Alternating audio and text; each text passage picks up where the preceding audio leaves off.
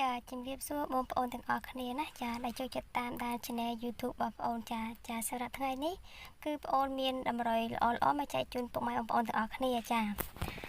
ថ្ងៃទី4ខែ5 2025ចាសម្រាប់តម្រុយបងប្អូនគឺមានម៉ោង4:30នាទីនិងម៉ោង6:30នាទីណាចាបងប្អូនទាំងអស់គ្នាបានឃើញវីដេអូរបស់បងប្អូនហើយសូមជួយចុចមេដៃឲ្យបងប្អូនម្នាក់មួយផងណាចាដើម្បីបានវីដេអូថ្មីយកទៅលេងទាំងអស់គ្នាតែម្ដងចាដែលបានតាមដានវីដេអូបងប្អូនណាចាហើយ channel បងប្អូនគឺមានឈ្មោះថាមានលៀបឆ្នោតយួនថ្មីណាចាបងប្អូនអាចតាក់ទងបងប្អូនបានចាហើយនឹងលេខទូរស័ព្ទគឺ071 24 42និង400ចាបងប្អូនទាំងអស់គ្នាអាចតាក់ទងតាមលេខបងប្អូនបានឬក៏មកឆាតមក account Facebook បងប្អូនក៏បានដែរចាគឺបងប្អូនមានតម្រុយល្អៗចែកជូនពុកម៉ែបងប្អូនទាំងអស់គ្នាតែម្ដងណាចាហើយឥឡូវយើងមកមើលសម្រាប់លេខព្រីចាលេខព្រីបងប្អូនម្សិលមិញណាចាគឺចូល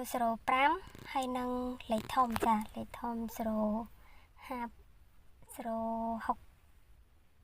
គុណចាបងប្អូនអាចយកទៅលេងបានណាចាសម្រាប់លេខព្រីបងប្អូននៅក្នុង Channel YouTube បងប្អូនតែម្ដងចាហើយសម្រាប់បងប្អូនដែលចង់បានលេខច្បាស់យកទៅលេងចាបងប្អូនទាំងអស់គ្នាអាចតាក់ទងមកលេខទូរស័ព្ទបងប្អូនមកហើយនឹង Channel account Facebook បងប្អូនហ្នឹងគឺមានឈ្មោះថាមានលៀបឆ្នោតយួនណាឆ្នោតយួនថ្មីចាឥឡូវកុំឲ្យខាត់ពេលយូរយើងមកមើលតម្រុយបងប្អូននៅថ្ងៃទី4ចាគឺឲ្យអស់10និងអស់9លេង A B C D ណាចាហើយសម្រាប់លេខបុកគឺបងប្អូនឲ្យ10កុដហើយនឹង15 91 9កុដចាគឺលេង BCD ដូចគ្នាចាហើយសម្រាប់លេខធំបងអូនឲ្យ155គុណនិង590គុណចាគឺលេង BCD ដូចគ្នា